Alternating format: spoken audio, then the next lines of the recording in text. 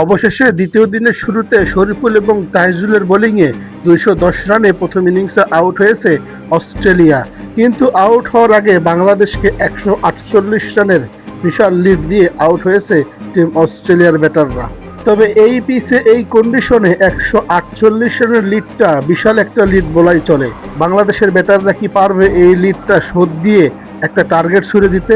ইতিমধ্যেই কিন্তু বাংলাদেশের ব্যাটারদের নাজেহাল অবস্থা। শুরুতেই স্টার্কের ডাবল হানা এবং প্যাট কামিন্সের ১ হানা।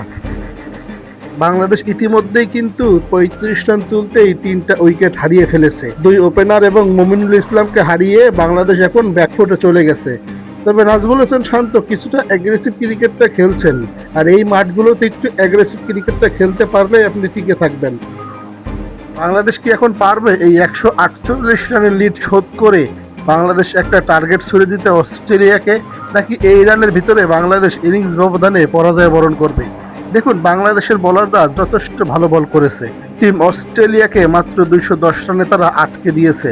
যেখানে বাংলাদেশ মাত্র ৬৪ রানে অল আউট হয়েছিল, সেখান থেকে অস্ট্রেলিয়াকে কিন্তু দ্রুত সময়ের মধ্যে বোলাররা আউট করতে পেরেছে।